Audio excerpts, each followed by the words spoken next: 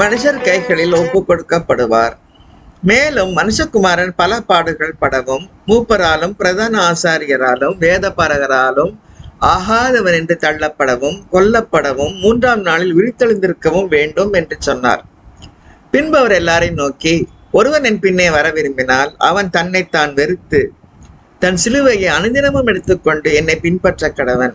தன் ஜீவனை ரட்சிக்க விரும்புகிறவன் அதை இழந்து போவான். என் நிமித்தமாக தன் ஜீவனை இழந்து போகிறவன் அதை ரட்சித்துக் கொள்ளுவான். மனுஷன் உலகம் முழுவதையும் ஆதாயப்படுத்தி கொண்டாலும் தன்னைத்தான் கெடுத்து நஷ்டப்படுத்தினால் அவனுக்கு லாபம் என்ன? என்னை குறித்தும் என் வார்த்தைகளை குறித்தும் எவன் வெட்கப்படுகிறானோ அவனை குறித்து மனுஷகுமாரன் தம்முடைய மகிமையோடும் பிதாவின் மகிமையோடும் பரிசுத்த தூதர்களின் மகிமையோடும் வரும்போது வெட்கப்படுவார். இங்கே நிற்கிறவர்களில் சிலர் தேவனுடைய ராஜ்யத்தை காணும் முன் மரணத்தை ருசி பார்ப்பது இல்லை என்று மெய்யாகவே உங்களுக்கு சொல்கிறேன் என்றார். லூக்கா 9:22-27 வரை. பிலாத்து அவரை நோக்கி, நீ யூதருடைய ராஜாவா என்று கேட்டான். அதற்கு அவர், நீர் சொல்லுகிறபடிதான் என்றார். பிரதான ஆசாரியர்கள் அவர் மேல் அநேக குற்றங்களை சாட்டினார்கள். அவரோ மாறுத்தரம் ஒன்றும் சொல்லவில்லை. அப்பொழுது பிலாத்து மறுபடியும் அவரை நோக்கி, இதோ இவர்கள் மேல் எத்தனையோ குற்றங்களை சாட்டுகிறார்களே, அதற்கு நீ உத்தரவு ஒன்றும் சொல்லுகிறது இல்லையா என்று கேட்டான். இயேசுவோ அப்பொழுதும் உத்தரவு ஒன்றும் சொல்லவில்லை. அதனால் பிலாத்து ஆச்சரியப்பட்டான்.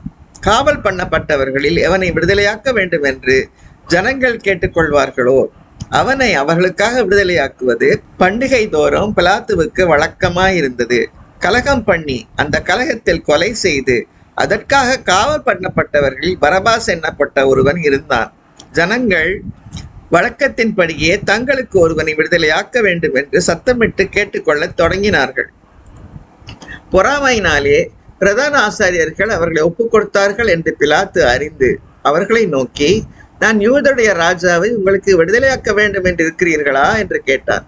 பரபாசை தங்களுக்கு விடுதலையாக்க வேண்டும் என்று ஜனங்கள் கேட்டுக்கொள்ளும்படி பிரதான ஆசாரியர்கள் அவர்களை ஏவி விட்டார்கள்.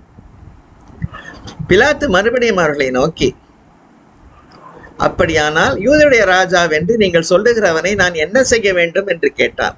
அவனை சிலுவையில் அறையும் என்று மறுபடியும் சத்தமிட்டு சொன்னார்கள். அதற்கு பிலாத்து, ஏன், என்ன பொல்லாப்பு செய்தான் என்றான். அவர்களோ, அவனை சிலுவையிலே அறையும் என்று பின்னும் அதிகமாய் கூக்குரலிட்டு சொன்னார்கள்.